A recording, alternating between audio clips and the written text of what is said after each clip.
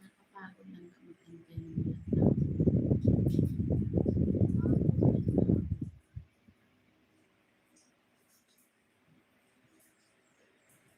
Open na ako mag-live. Kasi nagbalik na naman yung schedule.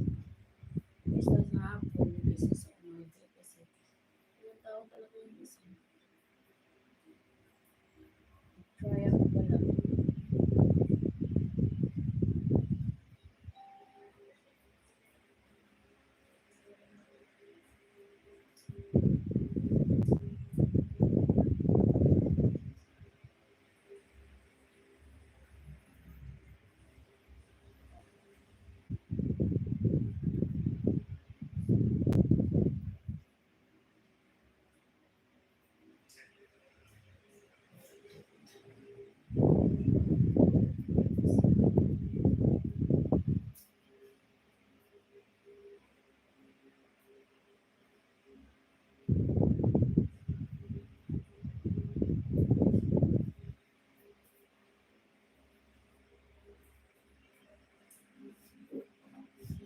July.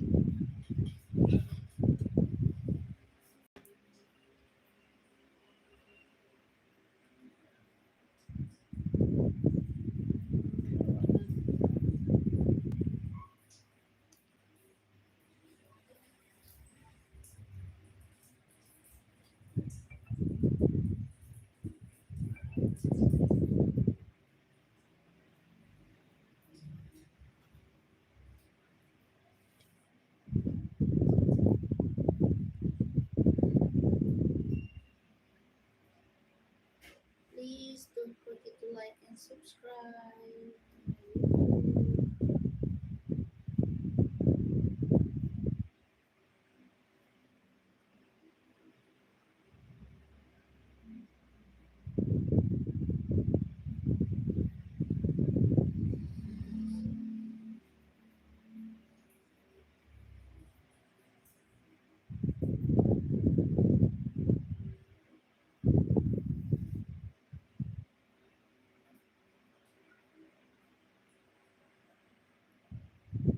Hello, 31 viewers. Nagdagan ka sana.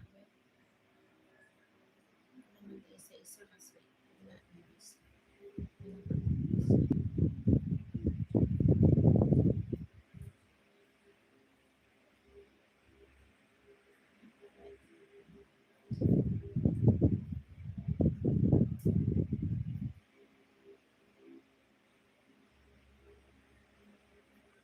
Maganda po yung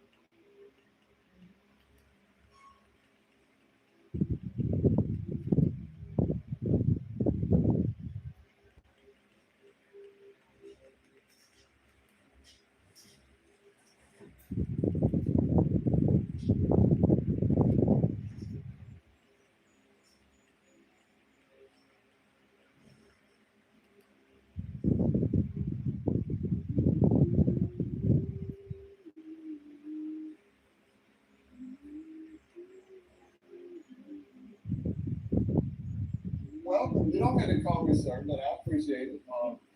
Would you like to introduce?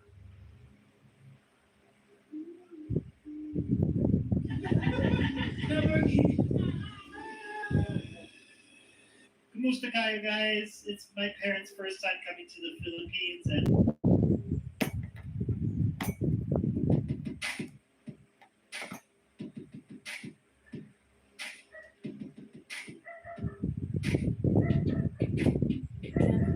Shop like a billionaire.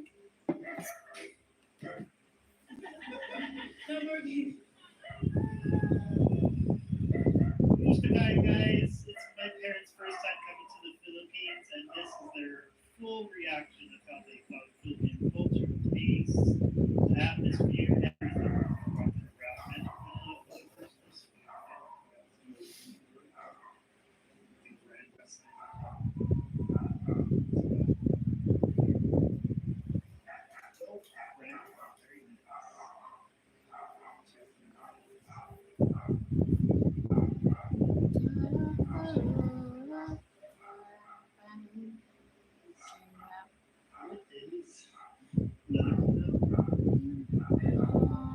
Alright, day one Philippines, here's our pool. So like I said, stick red, Want to see red, inside you are mine, and I'm yours. True love, with all your dreaming. How can I try to say goodbye?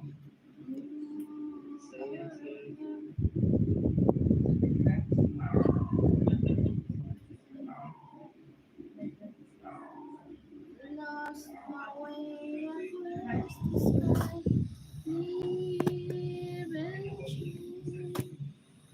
tomorrow forevermore. I will be there. Love is all. You are my soul.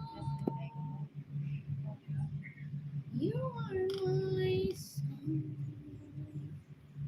We can First we went to the American Manila Cemetery. American and Philippine versus forevermore. I'll be there. Alright, but we are in the Okada Hotel. We're gonna go to the Medley Buffet. Are you excited? It's Okada. It's a buffet. Let's see what they got. Should we go to the? Let's want to go to the beginning. Yeah. They have everything that is. We got clams, shrimp, so sushi steak, tempura, salad, days,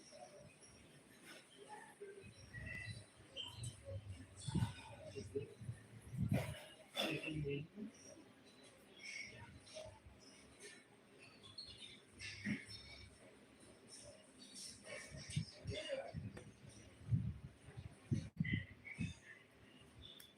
Station.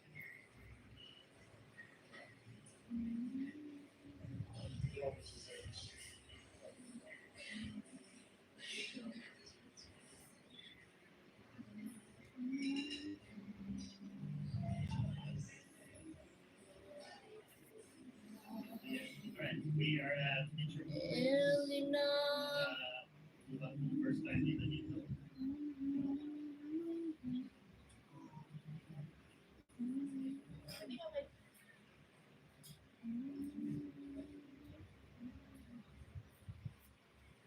On our way to the Manila, or sorry, we just came from the Manila Cathedral. We're going to Fort Santiago. And a tour from there. The Fort Santiago was built in the 1500s by the Spanish who colonized the Philippines. It was then later used as a Japanese area. Filipinos and Americans tortured and killed them. It's really hard to see stuff.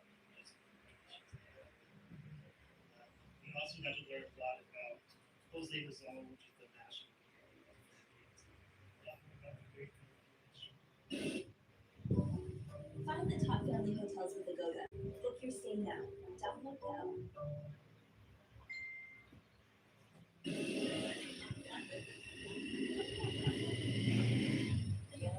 kami? First day. May nag-person sabi kami, kaya ang laki kasi.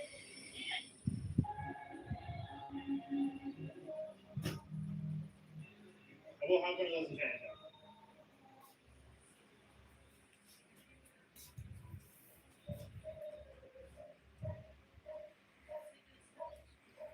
That's cool.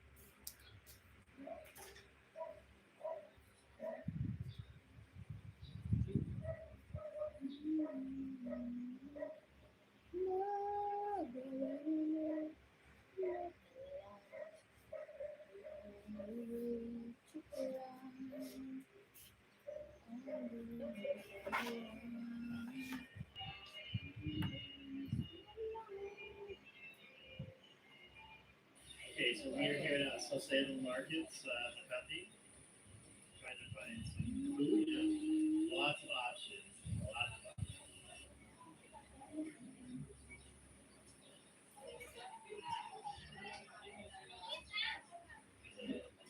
Get you a little banana,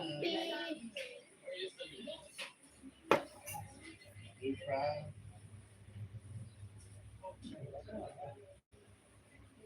Came back on. Yeah. Yeah, they are good. And, 3 for 100. yeah, yeah, these pork skewers are delicious. And here's really nice to eat all the grilled meat, fresh vegetables, and fruits. Before we got to eat, we did it to the Gai Tai to check out the views from the so shy.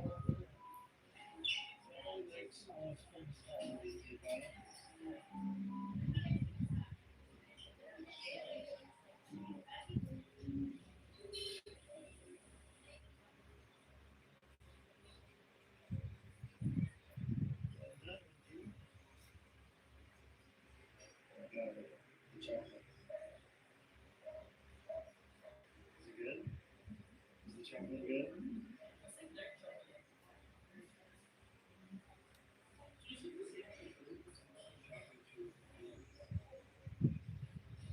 And now we are at Picnic Grove, the Gai Tai. I've been here. This will be my third time coming to this place. We got an view and a gift shop. Yeah, this is definitely really nice. So as you can tell, my parents really love the view of the top. Even me, the third time coming back here, it did look different since it did routes last time I was here, so the walking did look a little different than last time. Regardless, the view is great. That was pretty fun. It's not as hot up here as it is in the tree. So you can look on the Pilipina restaurant. Look at the view.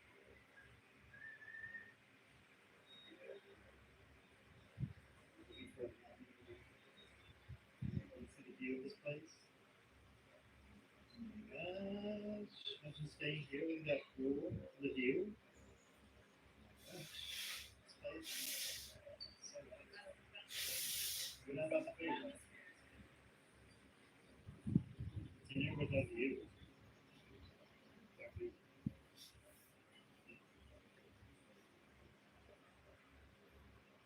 Grilled rice, seasick, garlic, setup. And with the view, obviously. Wow. Right, we Where's crushed the that? meal. Freaking delicious. So good. 10 out of 10 recommend. If you receive your popcorn, Friday was my mom's birthday. we will go The to surprise party. Manila or Tagaytay. Same to you. Like once a month. Explore. Huh? So that's not boring, right? On the beach. Once a month only. Huh? Explore. That's the last one I saw.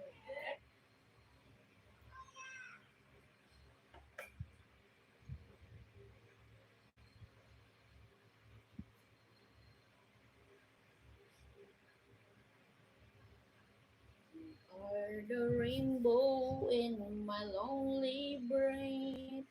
Wala, wala.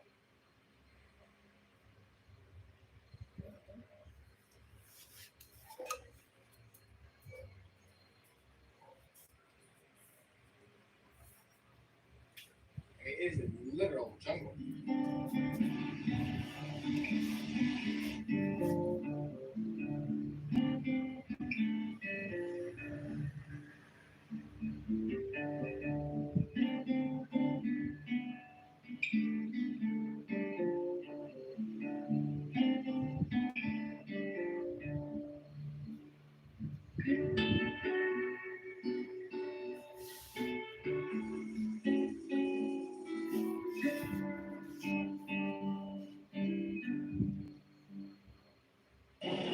So hot, even the cows are down in the shade.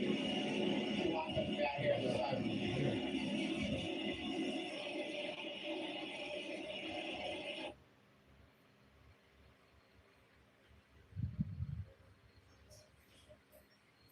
With the heyday of the Spanish Empire, with the heyday of the Spanish Empire came and went, and by the 1800s, it was kind of crumbling.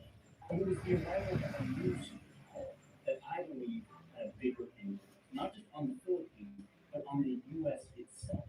It established rules and behaviors that we still grapple with today, and that's why this is the story of the U.S. Philippines.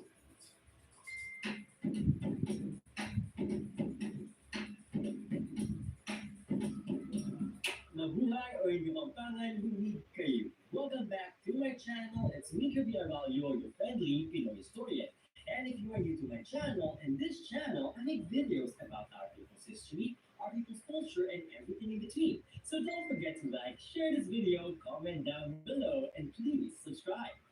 And today, as many of you requested, we'll be doing a quick reaction and breakdown to the video How the US Stole the Philippines, made by the American journalist John Harris. So we'll be looking at different parts of the video and see if these statements are true or false. And the ones we're looking at today are based on the questions, the messages, and the comments that I got from many of you, my beloved viewers and subscribers.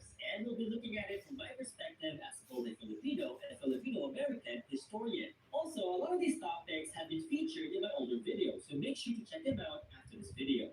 And by the way, as you can see, we just moved into our new place. And we're still settling in, and this is technically my first video that I'm making in this new house, in this new place. And yeah, I still have two videos that I shot at the old apartment, but I haven't finished editing them yet. So please keep an eye out for that as well. And also let me know in the comments below if you would like to see a Tagalog version of this video so that more of our kababayans back at home in the Philippines can understand it. So yeah, let me know in the comments below. So back to our topic. So first, let's start with the brief introduction to pre-colonial Philippines, where he mentioned that, in this video, he mentioned that the diverse group of islands, the diverse group of people in the Philippines with different cultures, different, civilizations, they eventually evolved and emerged or united into this one kingdom called Mai. Now, this is actually false.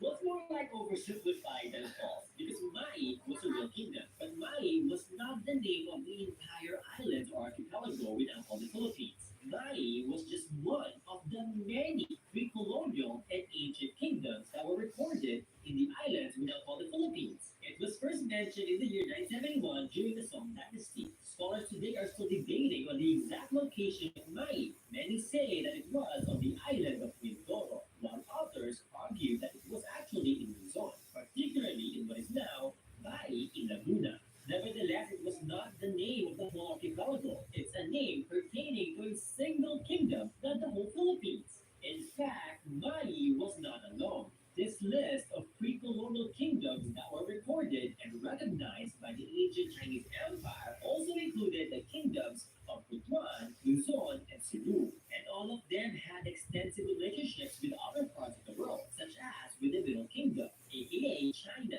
But in terms of the oldest recorded kingdom in what is now the Philippines that we know of, it would be the Kingdom of Tondo in Luzon, which appears in the Laguna Apocryphic inscription, the oldest dated document found in the island so far.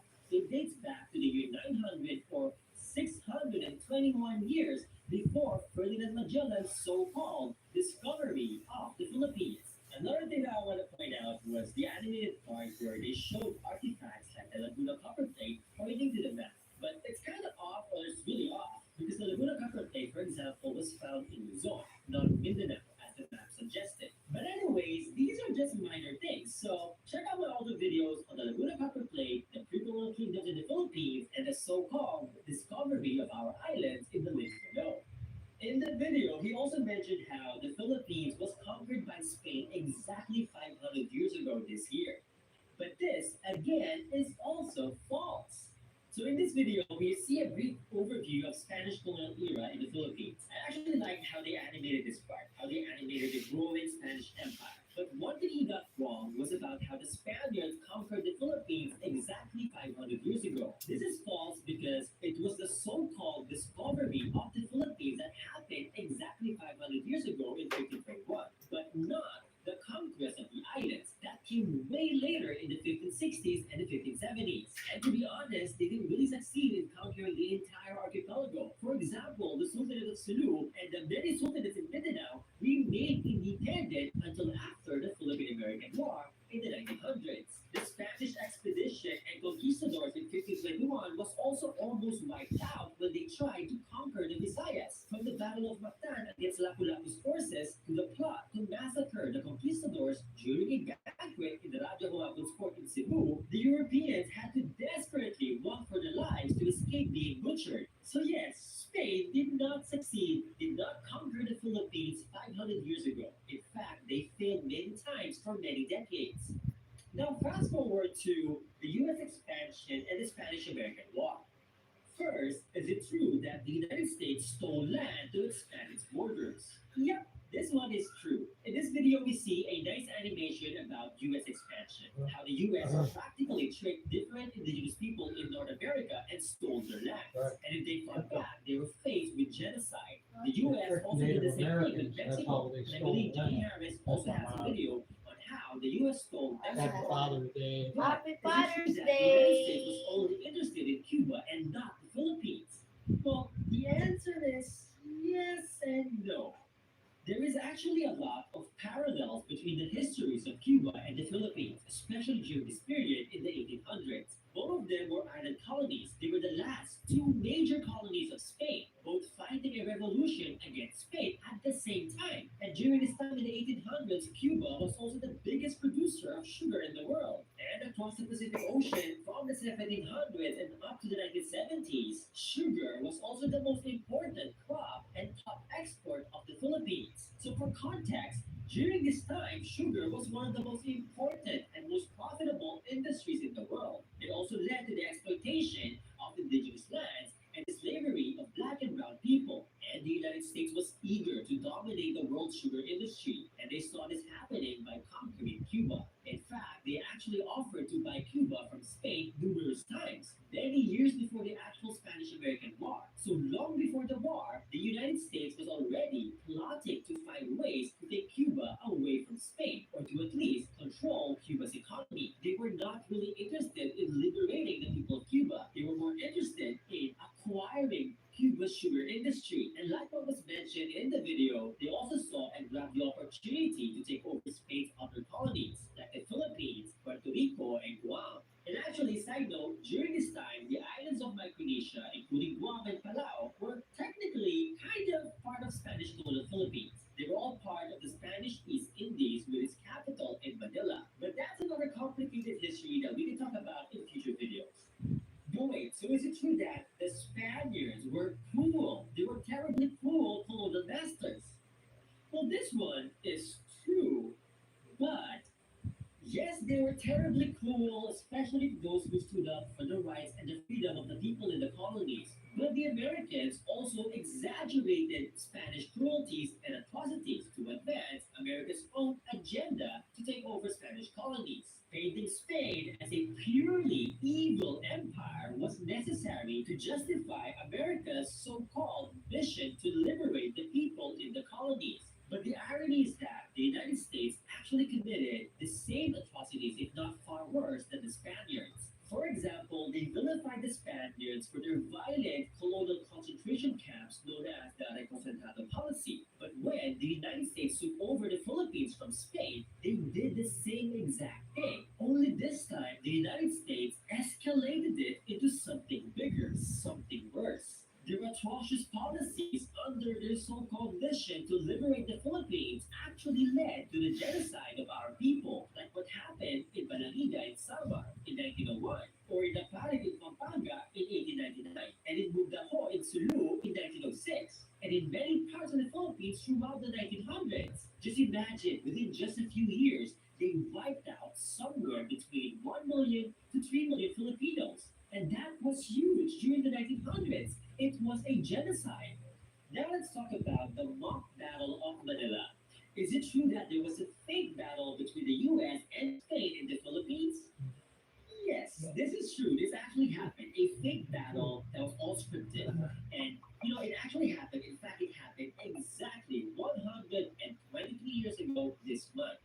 Well, there were actually two battles in Manila between Spain and the United States in 1898. The first one, the Battle of Manila Bay, happened in May, and this was not staged. This one was real. But the fake one happened in August of 1898, and this time the Filipino Revolutionary Forces were kept out of the loop. They had no idea about the secret deals between the Spaniards and the Americans. They had no idea that the second battle between Spain and the US in Manila Bay was all staged and it was practically scripted, with the city of Manila as the stage and the US Navy as the star. It was a fake battle just so the Spaniards can save face. Because as I mentioned in my older videos, the Spaniards refused to surrender to brown people. They refused to surrender to the Filipinos. That they'd rather surrender to their fellow white people to avoid embarrassment. Even though, way before the Americans came, the Filipino revolutionaries have already been fighting and have been defeating the Spaniards in so many parts of the country. In fact, the Filipino revolutionaries have practically liberated most of colonial Philippines from Spanish rule. Actually, even before the Americans got involved, there have already been over 200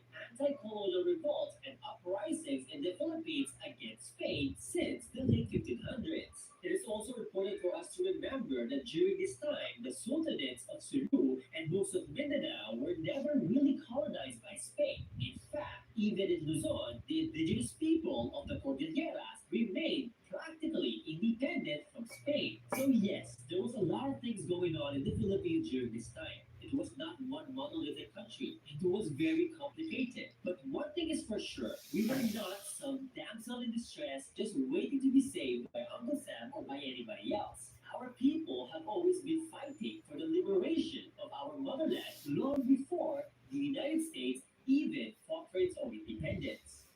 So, is it true that Spain asked the United States for $20 million to sell the Philippines? Well, this one is kind of false. Yes, it is true that Spain ended up selling or ceding the Philippines to the US for $20 million. But Spain did not actually ask the United States for payment. In fact, it was actually the United States that forced Spain to sell the Philippines. Spain was reluctant, but Uncle Sam or the US got its way and forced Spain to accept the payment of $20 million for the Philippines and the other islands. And once again, the Filipinos were kept out of the loop. They literally barred the Filipino diplomatic delegation from joining the discussions in Paris about the future of the islands. They literally ignored the voices of the Filipino people while talking about their future, about their freedom. And I've actually made several videos about this topic over the years, including the Treaty of Paris and why the United States bought the Philippines. So if you haven't seen them yet, check them out in the links below. Pero wait lang, especially for those who are new to my channel, a lot of these topics that we're talking about today in this video about the Philippine War, its impact and aftermath, are also topics that I covered and expanded on in my book, Black Lives and Brown Freedom, Untold Histories of War, Solidarity, and Genocide. So if you want to learn more about all of this, check out the links below to get a copy of my book or the links below for more of my videos about these topics. Now back to our topic, back to the mock battle. In the video, they showed the victorious Admiral George Dewey and how he was celebrated for conquering the Philippines from Spain. This celebration of Dewey was also done in the Philippines. So for those who may not know, the majestic Rojas Boulevard along the majestic shores of Manila Bay was originally named Dewey Boulevard after the admiral who faked a battle along the shores of Manila Bay. Also, fun fact, when the Europeans first came to our islands, they were shocked by how hygienic our people were, how clean our pre-colonial societies were. They were so shocked that our people bathed and showered every day, that we kept ourselves clean every day. And they thought that our people were actually crazy and primitive because of it. So it is very interesting how this propaganda of lightening the darkest corners of the world by teaching our so-called savage people how to be clean and hygienic is, well, done. And really, just for propaganda. And don't even get me started with all these whitening products flooding our markets in the last 100 years. So the video also talked about the issues of import and export and tariffs and how this shaped the whole issue, this great area of the unincorporated territories in the United States. And this is true. But another huge factor in this issue that this video did not mention was that it was also about the exploitation of cheap labor, both in these territories and within the United States. Not only can they set up plantations and factories in these new colonies and exploit the people in these colonies, but they also use this gray area to bring in cheap labor into the US. In fact, because of this gray area, the US was able to find a loophole in their own racist anti-Asian laws that ban Asian migrants and workers from coming to the US. But because they now own the Philippines, which is in Asia, then suddenly they have this whole loophole so they can bring in masses of workers from the Philippines into the plantations of Hawaii, the canneries of Alaska, and the agricultural fields of California and the West Coast. In fact, up to the 1930s, the Filipino farm workers were the dominant labor force in the fields of California, the backbone of California's agriculture that fed the United States. So this brings us back to the issue of citizenship that was also mentioned in this video. Another factor why they don't want these people from the colonies to be citizens of the US was so that they can exploit them for cheap labor, while at the same time controlling migration and keeping them out of the US. In other words, they don't want more brown and black people to live in the US unless they were there to be exploited as cheap and dispensable workers who were placed in some of the worst living and working conditions with barely any right to protect them from abuses. And you can learn more about our Filipino American models, their struggles and resilience, and their impact in the US in the links below. Now let's fast forward to World War II. In the video, they showed us how they literally erased mentions of the Philippines in the historic speech by FDR after the bombing of Pearl Harbor. And this is true.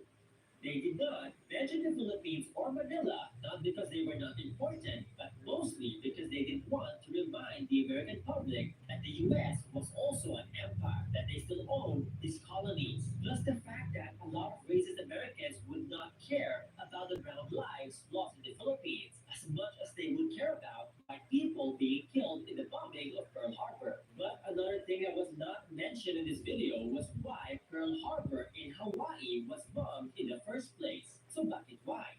Well, during this time, Japan's imperialist ambition was to dominate Asia, but to feed Japan's war machine, to feed their growing appetite for expansion and empire, Japan needed natural resources like oil and metals, which was lacking in Japan. And so they set their sights and targets to Southeast Asia, a region abundant in natural resources, a region that was still under Western colonialism. Their main targets were particularly what are now the countries of Indonesia and the Philippines. They wanted Indonesia because of its vast oil reserves, and the Philippines because of its rich mineral reserves, like chromite. But to get to Indonesia, they must first invade the Philippines, and they knew that if they attacked the Philippines, the US would be able to quickly send reinforcements from Pearl Harbor. So in short, they needed to bomb Pearl Harbor not because they wanted to invade the US, but because they wanted to weaken the US Navy and make it harder for them to send reinforcements to the Philippines. Bombing Pearl Harbor and the Philippines at the same time was very strategic for the Japanese to make it easier for them to conquer the Philippines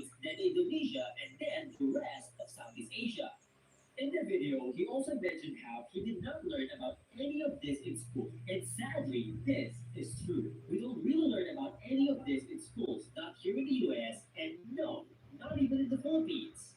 So, if you look younger than your age, you might be one of us. If you've never broken a single bone, you might be one of us. The 12 types of bone races. Take test. So I went to school both in the Philippines and here in the US, and all we learned in our grade school and high school history subject was how the United States saved the Filipinos and how the United States liberated and freed the Philippines. You know, how they supposedly gave us democracy, freedom, and education. But not one mention of what was really happening with all the atrocities and the genocide that came along during and after the Philippine American War. They don't even call it the Philippine American War. They called it the Philippine Insurrection, minimizing the whole thing into a mere small rebellion. They didn't want to admit or see it for what it really is, a full-blown war and genocide. The Philippine American War was a bloodier war that immediately followed the much romanticized Spanish American War. It was the first major colonial war that catapulted the United States as a world power. It became a template for US expansion and imperialism, from the Vietnam War to Iraq and Afghanistan today. And as mentioned in his video, it gave birth to an empire that still exists today. And because of the massive number of casualties and the atrocities that followed the war, the Philippine American War is also a genocide. But most of us have forgotten about this. Sadly, most Filipinos are not even aware of this bloodshed. But why exactly don't we learn about this in school? Why have we forgotten about this bloody chapter of our history? As mentioned in my other videos, a big reason why we don't really learn about these chapters in our history was because of the colonial miseducation of our people. Even before the war ended, the United States already embarked on a massive education program designed to mold Filipino minds in favor of America's so-called benevolence. This American education, or as renowned Filipino historian Renato Constantino puts it, the miseducation of the Filipino began immediately while the war was still happening. The United States insisted in its so-called mission to liberate, civilize, and educate the Filipinos. They began sending hundreds of American teachers to the Philippines as early as 1901. And if we carefully study and They look were at the making it curriculum sound and like its implementation, Democrats it and is clear Republicans that were the these ones who American established schools made the were country. meant It to wasn't control the the minds of the public. people rather than providing them with genuine education. It was an education system that flooded our islands with colonial propaganda. It was meant to subjugate the minds of the Filipino people, not to emancipate it. This is why, sadly, to this day, colonial mentality is still prevalent in the Philippines and across the Filipino diaspora. It is also why so many Filipinos to this day seek for an approval for validation, hence today's viral Pinoy dating on social media. Now, don't get me wrong. I'm actually glad that he made this video. I'm glad that he finally made a video about the Philippines in his How the US Stole series. You know, because of this, more and more people are now aware of this untold history. But I cannot help but notice something in the comment section. You know, many Filipinos and Filipino Americans have been talking about this for generations, including myself. I've made many videos about it over the years. I even wrote a book about it.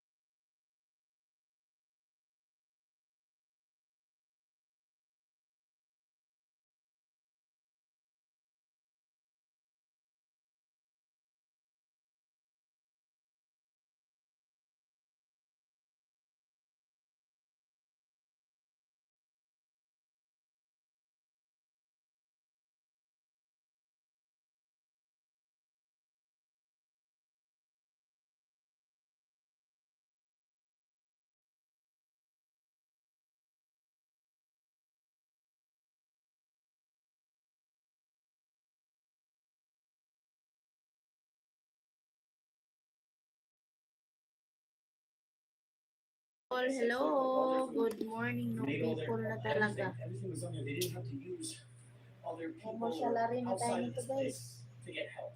Bring up this No back more in the salary, day. no more people. It was Oh my goodness. not a sin. They wanted to hide you. You were, I don't know how to even explain the special ed or whatever you guys want to call it. They would want to hide you. They would lock you in the basement, lock you upstairs during family gatherings. They wouldn't want you to be seen, or they would bring you to asylums. They would build these asylums in the middle of absolute nowhere to be hidden from society. This one is completely hidden. We're now coming right up to the area. We got some buildings here, here, everywhere. Spend hours here. Yeah. So I'm trying to get to the school first. And the school, I think, is behind this building. I'm using a map. Because if not, we would spend days here. Days. Because there's so much building. So I want to show you guys the best stuff. And I want to find the best stuff. Right? So we'll go to this one and cut through to the other side. Just for some context, I haven't been in the US to explore an asylum in well over 8 months.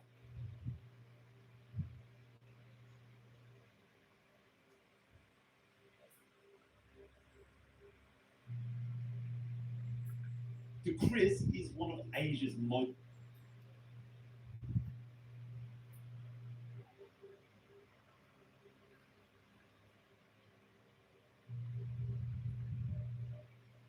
So we're gonna have a really good idea of what goes on in and out.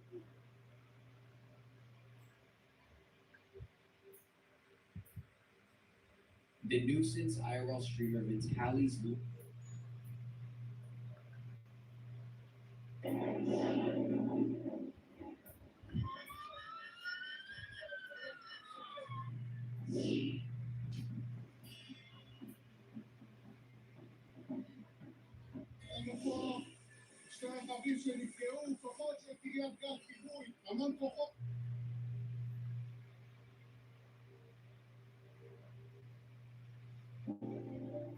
Everything around you is alive.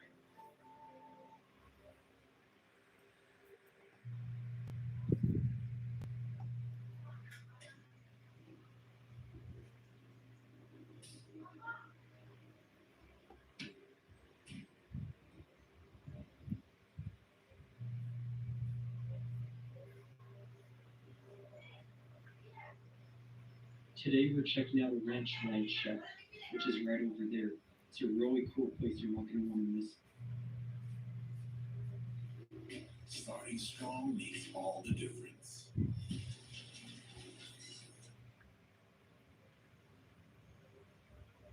Today we're checking out a ranch line chef, which is right over there. It's a really cool place. You're not going to want to miss it. And on this side, we have these really unique looking caves. So let's go have a look at them real quick. We have two caves. They don't go in very far. Although upon going up to them, I hear an echo. Just look at the size of this. It's a huge rock right there.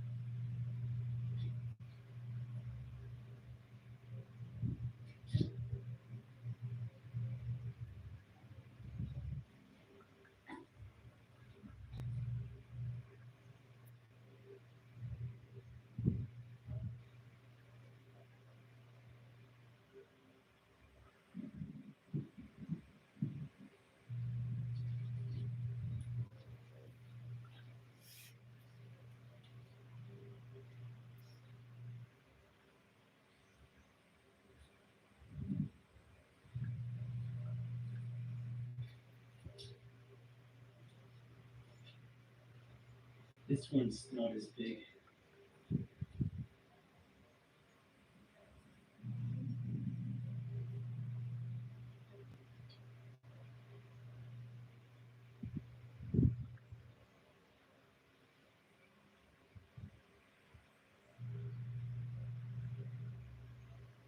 Ranch line shack in the distance. And then some buildings right there we'll check out. We have a corral that's still relatively used. Been looking up in these rocks. Got some caves up there too.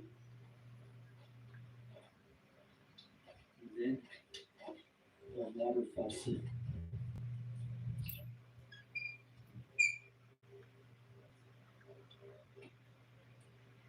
Nothing coming out of it. Dang. Last time I came by this place, this water was running. Which I did visit this place before, but I just didn't make a video. We have a stone foundation on this side, which looks to be a pantry, judging by how thick the walls are. And I want to check these cacti out real quick. These are jumping cacti. One of my favorites right there.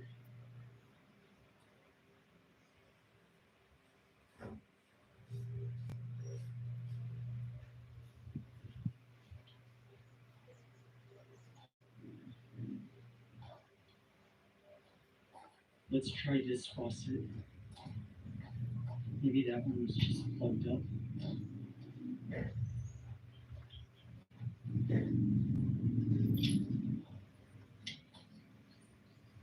Nothing through this one either. Check the water source. It's up there. So let's see this cabin.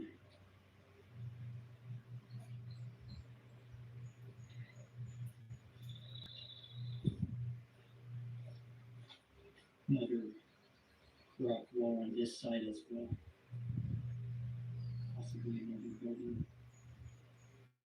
One side. Rock forward. And then up.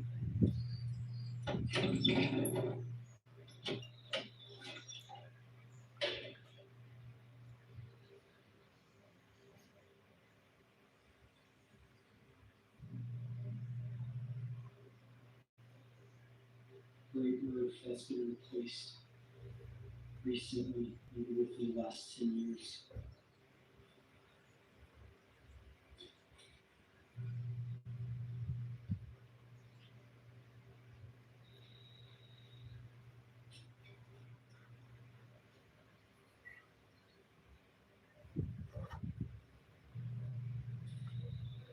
It's just crazy to see what people leave behind in these volunteer cabins. Water's on this side. Sink right there. Got a window looking out. And of course,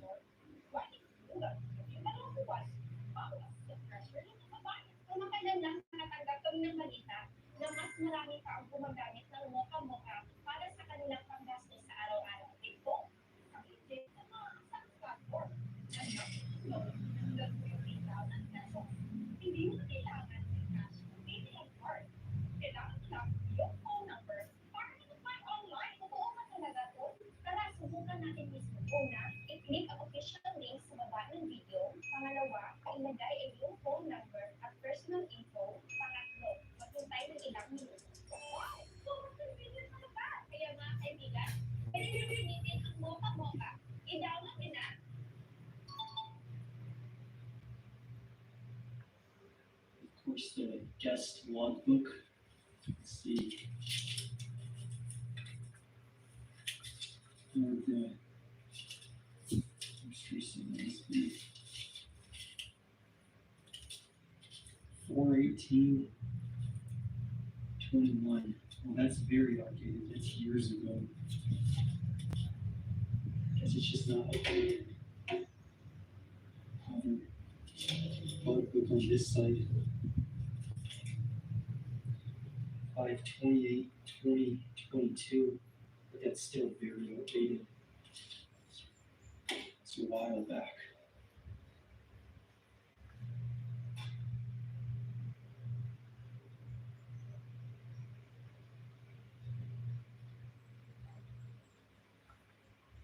Shelves full of stuff.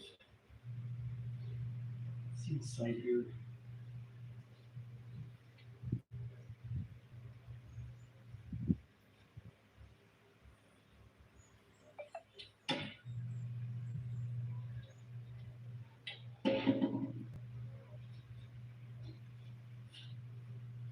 So do a quick 360 of this cabin, and we'll check out everything else.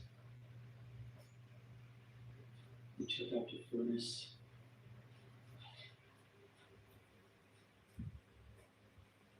Very neat place. Okay, let's close it up.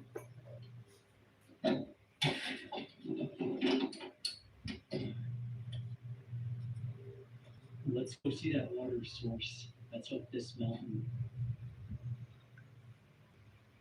We're right above the cabin. And the water source is up this way. We have a tank reservoir, which is bone dry. Last time I was up this way, there's water in it. And the piping continues going up this way. One way you could tell there's a water problem is the fact that there's grass growing. So looking up at all these rocks. And the coolest thing I've ever seen, right there.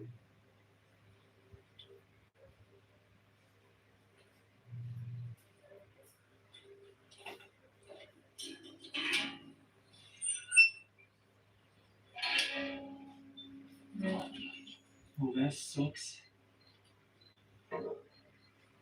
I've been through this way a couple of times before. Only one time I checked out this cabin. And a few years back when I checked this cabin out, I opened this water source. And it was full of water, those faucets that we turned on and everything. Water was coming out of them. I wonder why all the water dried up. It is currently summer right now, but that should be the reason. Last time I came was in spring, so around the same time of year. Very unfortunate. This is going to be it for today's video. Hope you enjoyed. Be sure to subscribe, comment down below.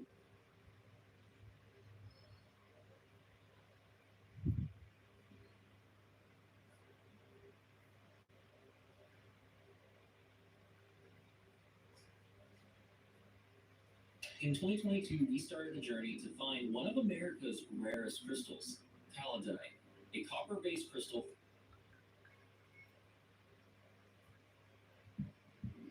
Abandoned structures hold the secrets of America's past.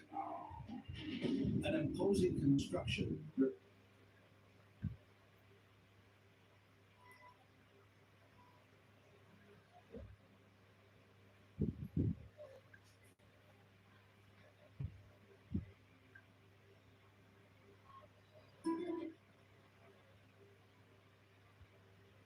Greetings, everyone, and welcome. It is June the 15th, 2025, 7:15 p.m. Eastern Standard Time.